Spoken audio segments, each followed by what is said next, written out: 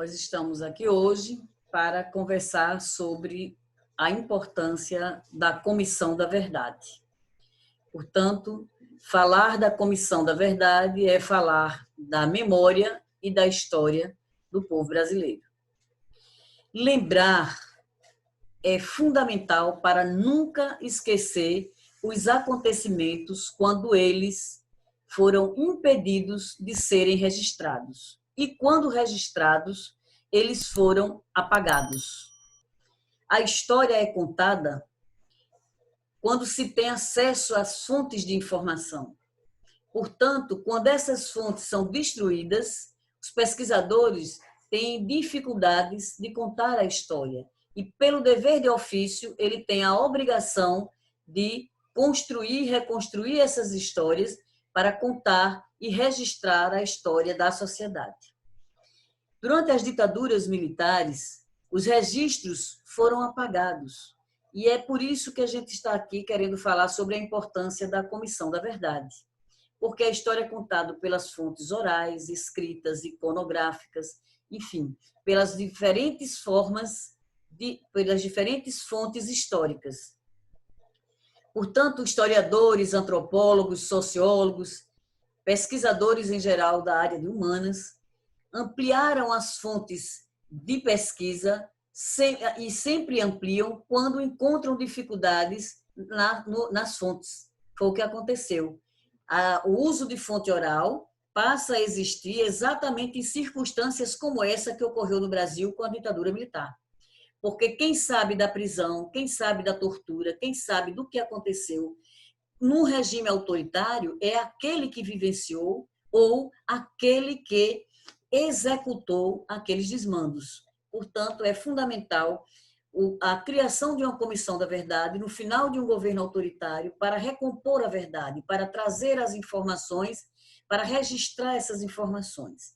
A Argentina, o Chile e o Uruguai, por exemplo, criaram suas comissões da verdade e chegaram a penalizar agentes públicos que cometeram esses crimes. O Brasil não conseguiu, até hoje, fazer isso.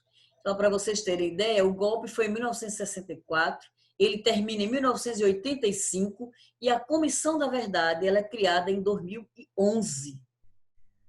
Então, de 85 a 2011, para você ter ideia da dificuldade que o país tem para trabalhar com esse tema.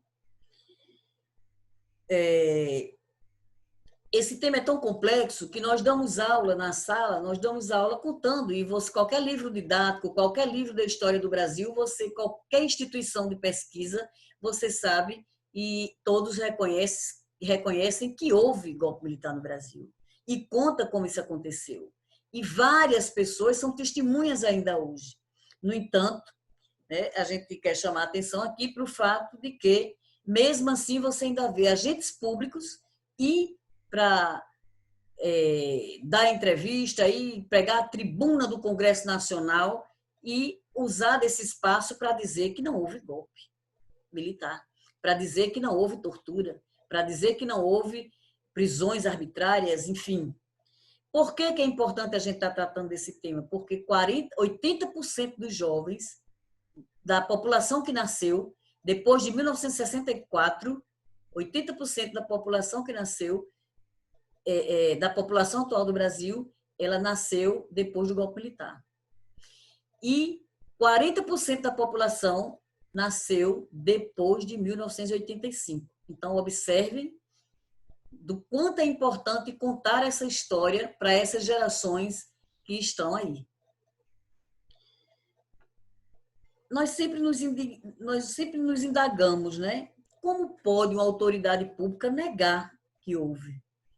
Esse processo ele é compreendido dentro do que está acontecendo, das visões negacionistas, como nós já falamos aí, negar racismo, nega escravidão e nega golpe militar. Mas, com o decreto de 2134, de 1997, houve o sigilo de documentos públicos, né, que Fernando Henrique Cardoso, por decreto, foi muito criticado por isso, considera ultra secreto entre 30 e 60 anos para que um documento seja, se ele for ultra secreto, para poder abrir. secreto de 20 a 40 anos, confidencial de 10 a 20 anos e reservado de 5 a 10 anos. Entretanto, o presidente Lula fez algo que foi extremamente cruel, perverso para os pesquisadores que trabalham com a história do período da ditadura militar, e pouco foi dito entre os intelectuais, poucos criticaram publicamente. Eu sempre o fiz na época e refaço agora.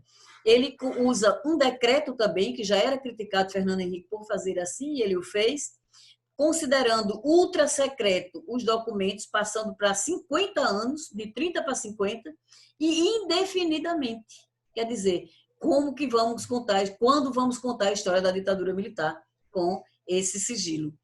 Confidencial e reservado passaram todos para o dobro do tempo que existia. Ou seja, dificultou mais ainda para os pesquisadores que trabalham com a história do período da ditadura militar. E, portanto, isso contribui decisivamente para a crise que hoje está instalada aí. Então, o acesso ficando restrito, Fernando Henrique, o acesso era restrito para presidente dos poderes, do Executivo, Legislativo e Judiciário, e o Lula restringe unicamente para o presidente do Executivo, seus ministros e os presidentes das Forças Armadas. Então, é impressionante esse profundo equívoco que o presidente Lula cometeu e que poucos criticaram, senão os pesquisadores que trabalham com história oral, como eu, e quem trabalha com o período da ditadura militar, mesmo que trabalhe com documentação escrita. Então, o Brasil ele tem o direito de conhecer a sua história.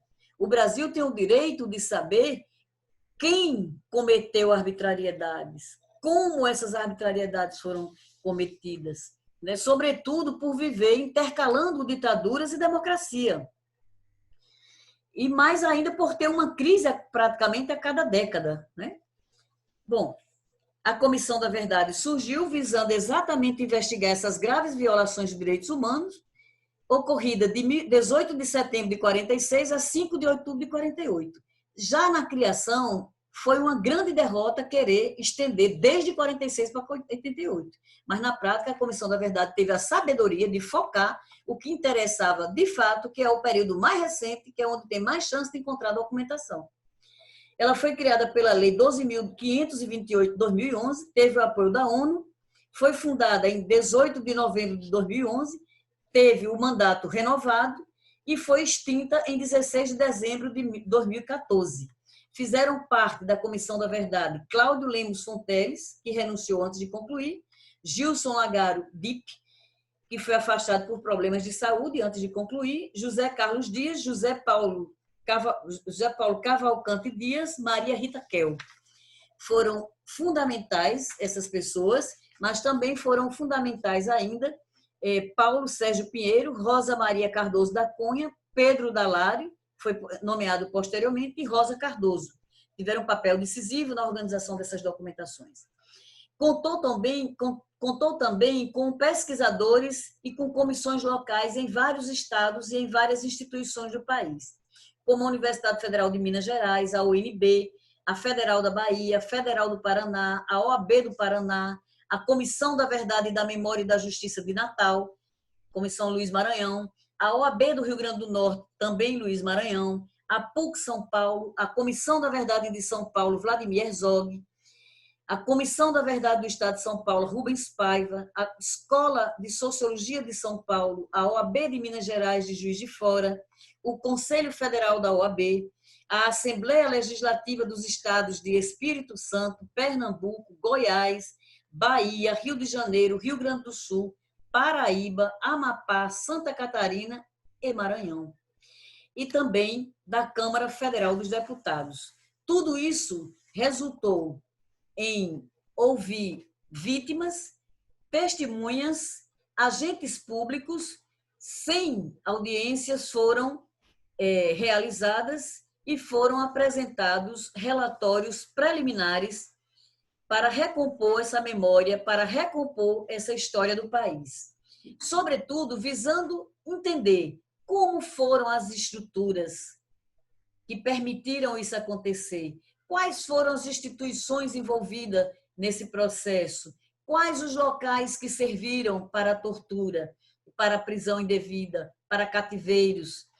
Quais foram as autoridades, né? Quais foram os autores associados àquelas condutas criminosas? Tudo isso foram preocupações da Comissão Nacional da Verdade para recompor um vasto documento que está disponível hoje no Arquivo Nacional, né? Produziu, portanto,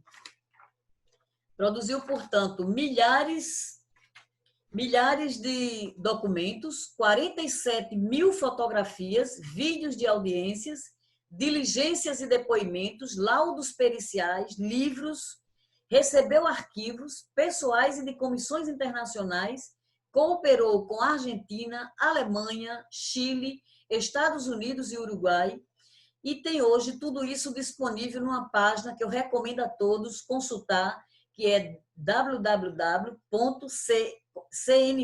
Comissão Nacional da Verdade, cnv.gov.br.